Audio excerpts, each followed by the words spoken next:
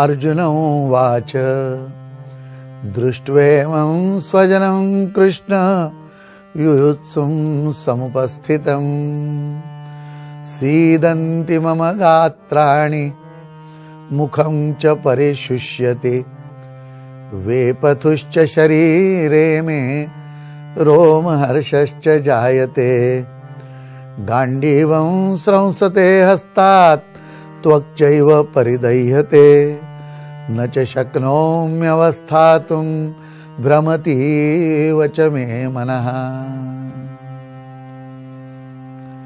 गीता सुगीता कर्तव्या। गीता जी आहे ती उत्तम तऱ्हेने गाऊन म्हणायची, म्हणून त्याला गीता म्हटलेलं आहे.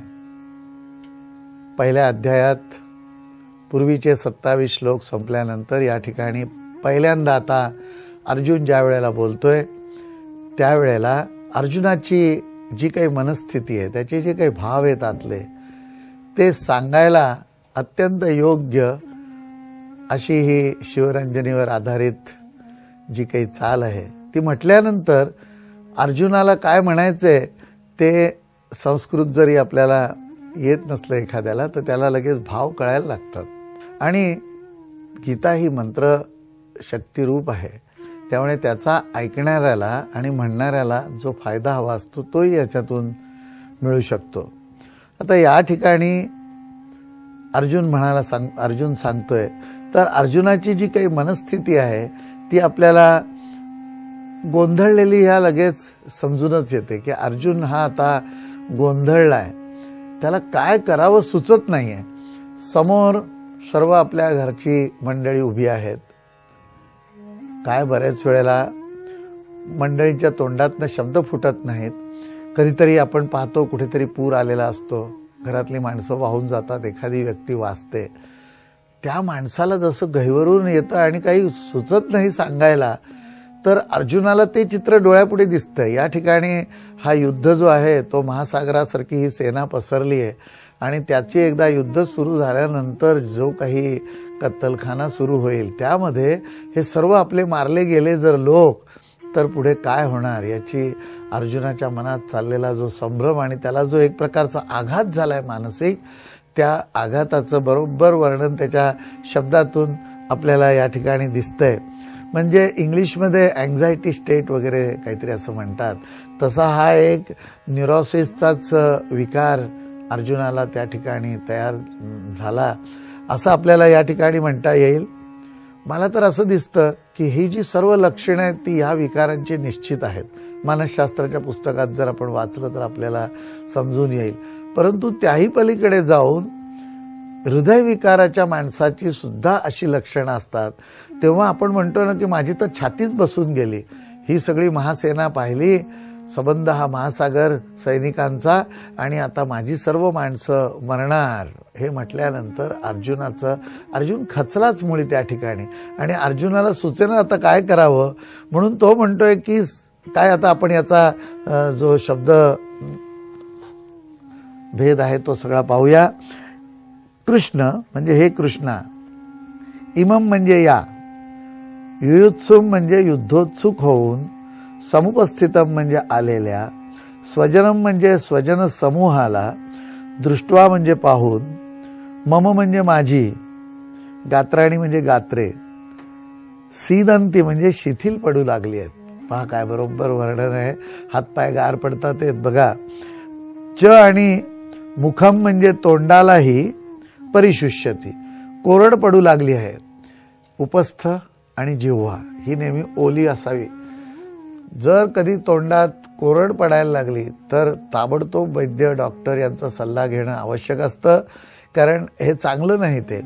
आणि मुख्य म्हणजे जर तोंडात कडवटपणा राहू लागला आणि जीभ कोरडी पडायला लागली तर ते आणि अशुभ लक्षण. अशुभ म्हणजे काय, आरोग्याला अशुभ. अशुभ आणि शुभ ही सरते शेवटी जर मनुष्य जगला तर सगळं शुभाशुभ. त्या दृष्टीने ती लक्षणं चांगली नाहीत. तर तो म्हणतोय मुखमच परिशुष्यती, त्याचं तोंड आहे ते कोरडं होतंय. च म्हणजे तसेच, मे म्हणजे माझ्या, शरीरे म्हणजे शरीराला, वेपथू म्हणजे कंप सुटला आहे.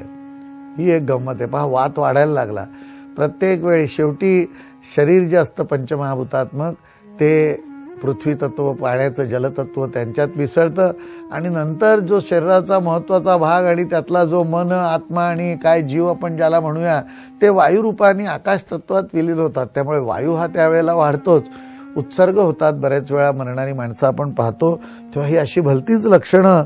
तर तो म्हणतोय आणि रोमहर्षश्च जायते, म्हणजे माझ्या अंगावर सगळे रोमांच उभे राहिलेले आहेत. हे सुद्धा काही लक्षण जे आहे ते मनावरती झालेल्या आघाताचं निदर्शन, असं हे लक्षण आहे. गंमत अशी की या ठिकाणी अर्जुनाचा एकतर विवेक सुटला. श्रीकृष्ण परमात्मा आहेत, त्यांनी मध्यस्थी केली होती. पूर्वी बरीच मध्यस्थी झाली युद्ध टाळण्यासाठी, म्हणजे युद्धाच्या प्रतिज्ञा केल्या त्याही बरोबर होत्या, पण नंतर असं वाटलं की युद्ध आणि प्रतिज्ञा सर्व जरी खरी असली, त्यामध्ये जरा काही आपल्या अन्यायाचा भाग असला तरी त्यासाठी असंख्य निरपराध लोक आहेत, सैनिक आहेत, त्यांना का मारायचं आणि त्यांनी का मरावं या सगळ्या ह्याच्यामध्ये.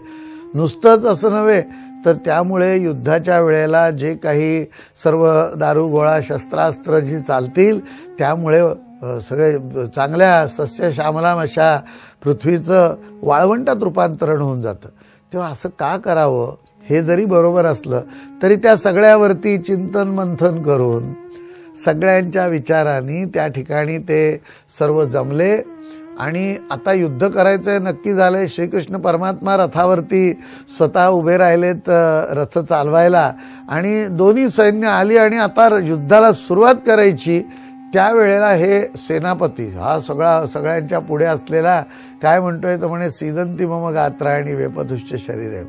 अरे बापरे, आत्ता तू आता भलत्या वेळेला हे काय हातातलं शस्त्र थरथरतय म्हणतोयस आणि माझी जीभ कोरडी पडतीये, मला बोलता येत नाही. छे छे छे. अर्जुनाचा एवढा गोंधळ हा कधीच झाला नसावा आयुष्यात. त्यामुळे या ठिकाणी एवढा मोठा हा